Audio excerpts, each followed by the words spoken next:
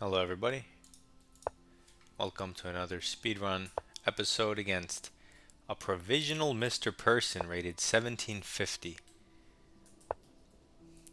who joined 7 years ago. So he Fianchettos, very modern setup, attacking the pawn in the center. I'm going to develop a piece, defend that pawn in the center, and initiate moving my queenside pieces so I can potentially queenside castle. So he goes h6, takes away the g5 square, but I don't really see what that does. So I'm just going to develop another queenside minor piece towards the center. He stays flexible with e6. It gives his square a potential developing, gives his knight a potential developing square. Okay. I'm going to lift my queen, create this battery against this pawn, prepare long castling, and he creates a small pawn center. Now his bishop's locked in. He'll likely fianchetto and put both of his knights here. Very hedgehoggy, hyper modern setup. I'm not going to commit my king just yet and have him start launching pawns or whatever his plan is. I think I should make a useful move that's flexible as well.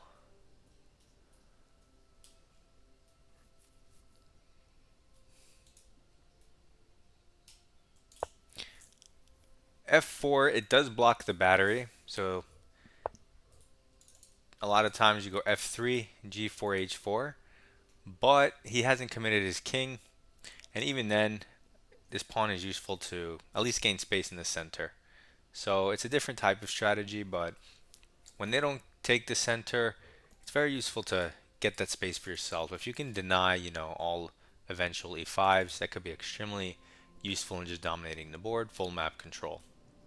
So he develops the knight. Let's just bring out our piece to its most natural square, and our position looks great, right? We still haven't castled because we can always castle short in certain circumstances. If, like, let's say his pawns were already here or something. So he goes to develop his bishop. Makes sense.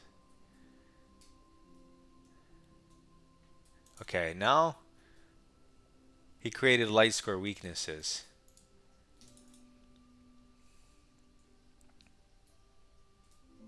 So you could park your bishop here, see what he does, but I'm not too thrilled about it. I'm just gonna long castle. I'm well developed enough. I'm not worried about him. He's not developed at all. His position looks really bad.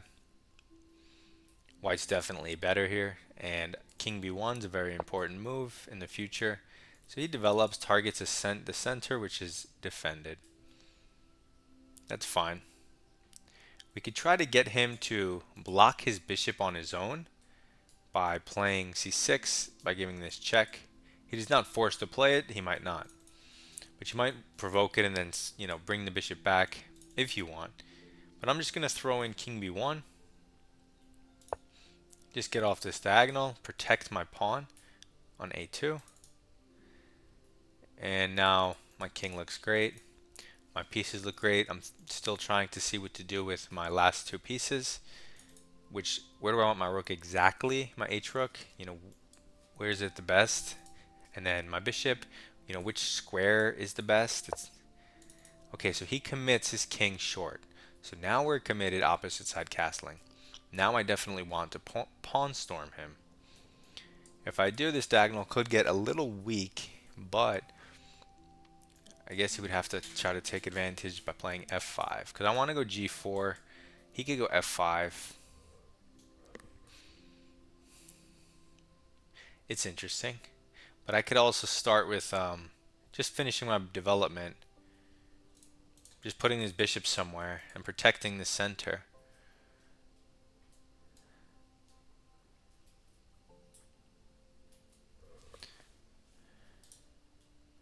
I guess we'll just do this. We'll fully have this awesome center.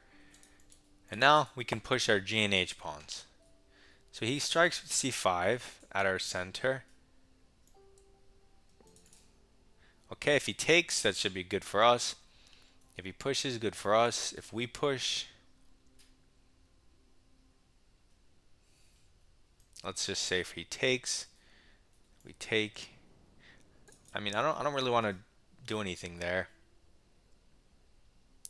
Now that he castled, his rook no longer defends his h6 pawn. So we can maybe use this battery.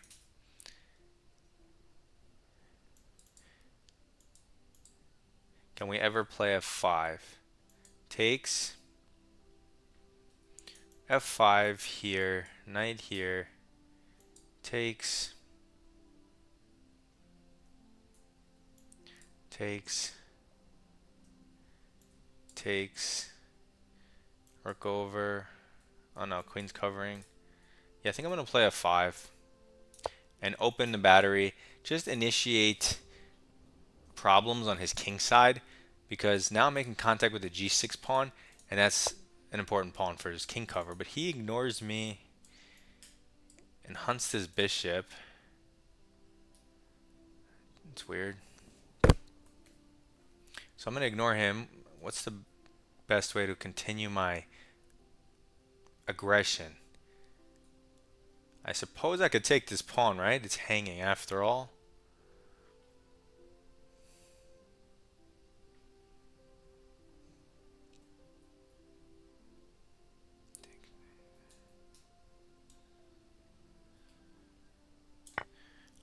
I keep thinking too long, so I'm running low on time. He takes and invites my queen in.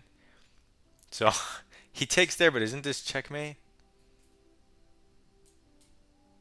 Okay, hold on, let me think. If it is checkmate, let me invest a minute to make sure. I push my pawn. I'm threatening to go to g7. If he moves his rook, checkmate. Can't move your king, can't move your g-pawn. I mean, it's still checkmate. Anything with the bishop, anything with anything is checkmate. He has to go knight f5, but we can take that, and it's still checkmate. So a lot of you would automatically take back the bishop, and that's because a lot of you, even if you have the capability of finding a tactic like this, because it's not that hard, you're not even looking for tactics, right? Your mind's just more in strategy mode. What did he just do? He takes a pawn. But that's checkmate. He lost 104 points. I'm sorry, guy. And I only gained 5. Who got the rest? I forgot what I was saying. Oh yeah, a lot of you aren't even looking for tactics, but you need to do some type of puzzle rush, survival, untimed, you know, every now and then, and see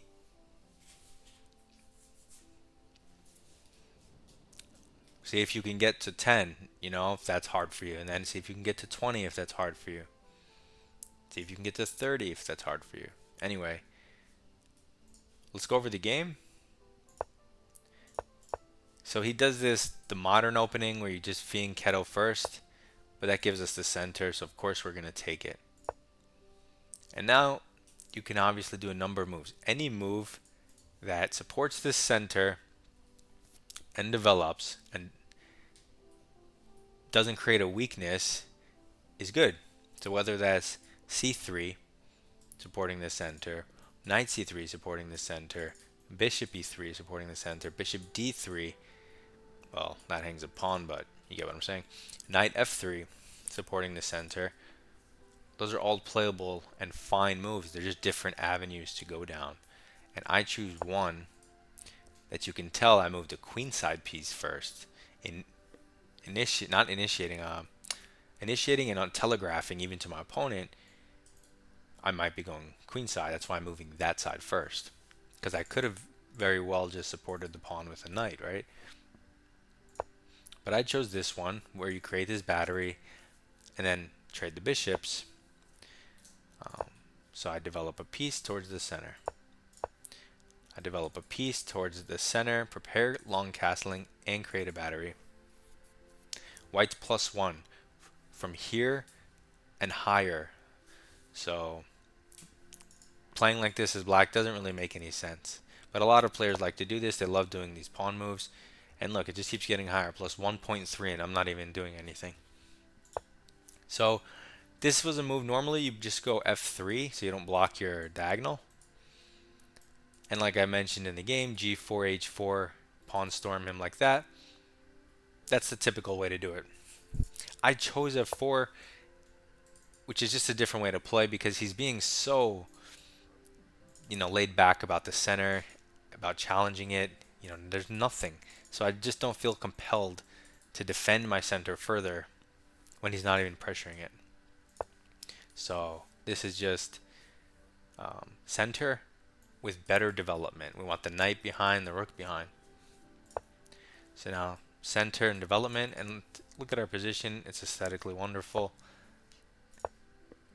King safety, development, plus 1.7 and higher from here on out. And we did nothing but develop so far. We didn't start an attack. We didn't our combination. Plus 1.7. Okay. King safety when you castle long, even though it looks like there's no reason to move your king in this position, unless you have a forcing move that's clearly good, do it anyway. You don't need to understand why as far as the lines go, but philosophically, something like that. You're just getting your king and your pawn safe. Get out of here. From potential queen a5s in the future, from this diagonal, which may not seem relevant, but at any moment when lines open up, that last tempo check ruins the whole line for you. Always go king b1. Plus 2 from here on. Development and center. Nothing special. Anyone can put their pieces in the front like this. Okay. Plus 2.5. What's the best move? F5 is best? Awesome. Because I'm not going to lie, I wasn't sure what to do as far as naming candidate moves. I mean, I feel like you could do anything. You can just keep the tension here or push a pawn. They're saying you can push the H pawn and the F pawn. But what about the G pawn?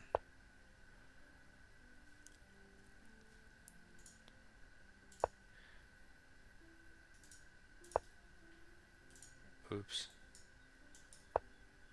You lose some of your advantage.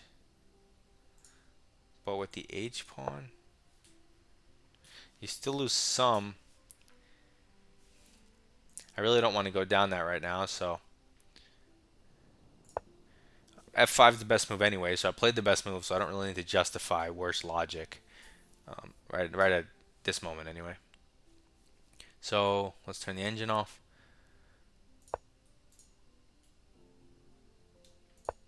Yeah, he goes here. Oops, I mean to do that. And is the best move to take again? Okay, so we can take the pawn or trade the bishops and then take the pawn. Either way is the same thing. Plus 4. That's insane. Even D takes C, plus 3.7. So we're just completely crushing. But materials even. Every single piece and pawn is on the board for both sides. But we're plus 4. So he must just be getting mated.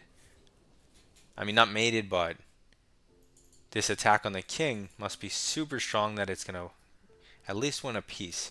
Probably because of the terrible placement of his knight, the inevitability of f6. And all the other pawns coming after that. But plus 4 is really a lot. So I'm going to keep the lines on for this. So we take.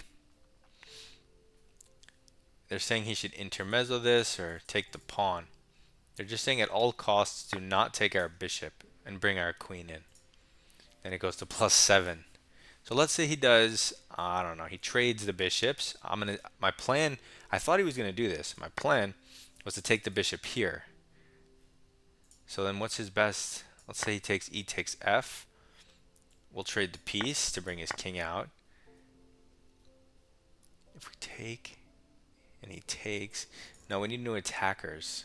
So even though you can take these pawns, I'm thinking h4. I like. Okay. Okay, you can continue with something like this.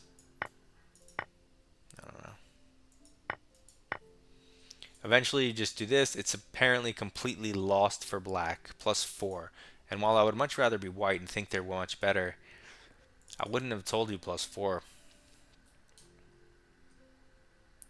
So it's just a long-term lost position, um, structure-wise, piece activity-wise, king safety-wise. So all these things combined, it's really amazing. I love it when the evaluation blows my mind.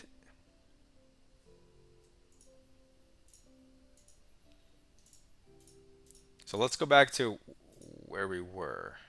Yeah, so I took the pawn, and I could turn the lines off. And he took, which brings my queen right next to your king, so that's a terrible idea. And also I have this threat of checkmate. So the engine wants him to sack his knight to get rid of that pawn, but doesn't he have other tries like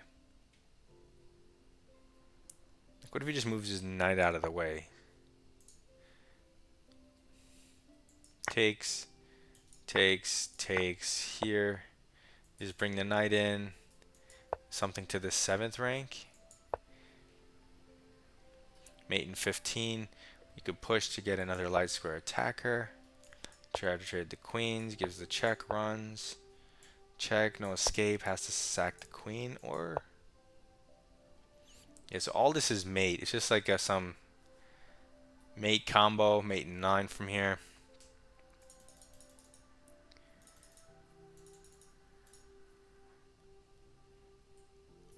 Yeah, so it's kind of, I mean, it's +7, but to mate the guy is actually quite complicated to see. You're not really going to see it, you just know the attack is good, obviously. But then he just ignores me. And mate in 4? Oh, he could stop my mate. Because if I push the pawn and I said he has to go here, I take the knight, yes, but he takes the pawn. And then I take the piece and I'm only up like +10, I don't mate him. Shucks. Knight g5, that's just a mate. So we go here, blunder. I was wondering why they said I had a blunder when the graph is just one giant, look at that, one giant thing, and then they had this little dip at +6. So it's a blunder because I ruined my forced mate for +6. Whatever. And then he doesn't even see it, so mine was mate in 1, faster than mate in 4. Hopefully you enjoyed that. Good luck in your chess. Goodbye.